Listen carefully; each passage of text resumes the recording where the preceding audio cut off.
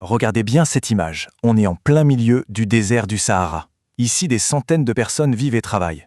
Mais est-ce qu'on s'est déjà posé la question, que devient toute l'eau qu'ils utilisent chaque jour? L'eau de la douche, de la cuisine? Une fois qu'elle part dans les tuyaux, où est-ce qu'elle va? Et surtout, comment est-ce qu'on la nettoie dans un endroit aussi isolé? Eh bien, pour répondre à ça, on va plonger ensemble dans la science et l'ingénierie du traitement des eaux usées. Mais attention, on ne va pas se contenter de la théorie. Non, on va décortiquer une étude de cas super intéressante qui nous donne un véritable mode d'emploi, un plan d'action pour le Sahara. Voilà le programme. D'abord, on va bien définir le problème des eaux usées. Ensuite, on va voir quel est l'objectif à atteindre. Puis, on explorera la solution technique. Et pour finir, on verra comment tout ça prend forme sur le terrain à Irara. C'est parti? Allez, on attaque le vif du sujet. Il faut savoir une chose. Toute activité humaine, absolument toute, génère des eaux usées. C'est juste un fait. C'est le résultat inévitable de notre façon de vivre et de produire. Et leur origine est hyper variée. Bien sûr, il y a l'eau de nos maisons. Mais il y a aussi les rejets des usines, l'eau qui s'écoule des champs agricoles, et même l'eau de pluie qui nettoie les rues en emportant tout sur son passage. Chaque source apporte son propre, disons, cocktail de polluants. Parce que, attention, les eaux usées, ce n'est pas juste de l'eau un peu sale, hein. C'est un véritable bouillon de culture. Un mélange complexe de matières organiques, de produits chimiques, de particules solides et de plein de micro-organismes. Si on rejetait ça comme ça dans la nature, ce serait une catastrophe, aussi bien pour l'environnement que pour notre santé. Bon, maintenant qu'on a posé le problème, revenons à notre cas concret, la base d'Ira. On ne peut pas juste décider de nettoyer l'eau un peu comme ça vient. Non, il y a des normes, des lois, des standards environnementaux très précis qui définissent ce qu'est une eau propre. Alors, la première chose à faire pour un ingénieur, c'est de mesurer l'ampleur du problème. Concrètement, à quel point l'eau brute qui sort de cette base est-elle polluée? L'étude nous donne des chiffres très clairs. Voilà les données brutes. Alors, pour faire simple, la DBO5 et la DCO, ça mesure en gros la quantité de pollution organique, la nourriture pour les bactéries, les MES, ce sont les particules qui flottent, et là, on voit bien que les chiffres, 552, 255, 277, sont très très élevés. C'est une eau qui est extrêmement chargée. Et voilà l'objectif. La loi algérienne est très claire. Regardez le fossé.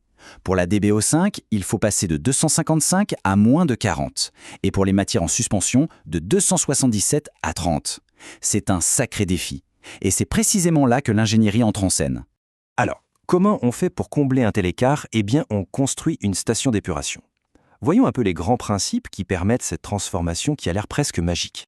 En gros, c'est un processus en 4 phases. On commence par le pré-traitement. Hop, on enlève tout ce qui est gros. Ensuite, le traitement primaire laisse les particules les plus lourdes couler au fond.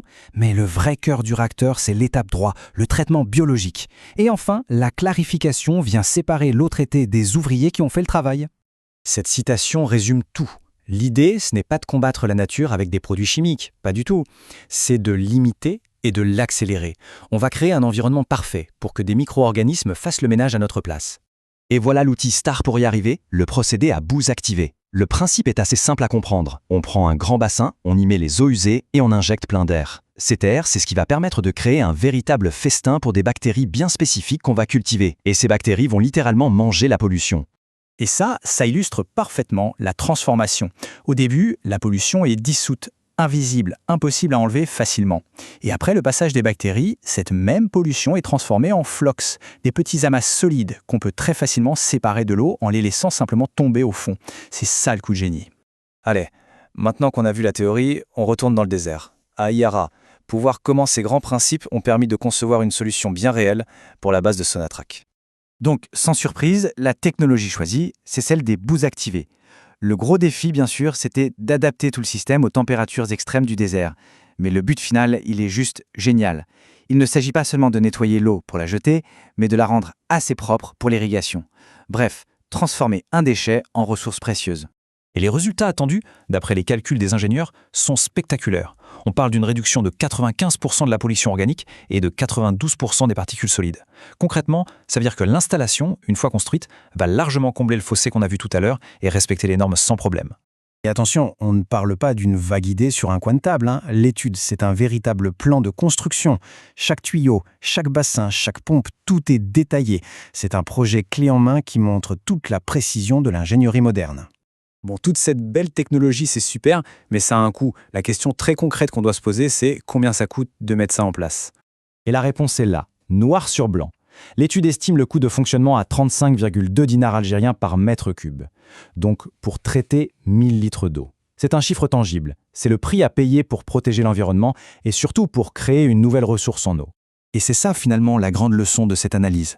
L'ingénierie, ce n'est pas juste de la technique. C'est un outil ultra puissant pour transformer notre vision des choses. Ici, un problème de pollution et de santé publique devient une solution à la rareté de l'eau. Ce qui nous amène à une toute dernière réflexion, et pas des moindres. La technologie, on l'a. La science, on la maîtrise. Le Qadi Rara le prouve. Alors, la vraie question n'est plus comment faire, mais plutôt qu'est-ce qu'on attend pour appliquer ça à bien plus grande échelle.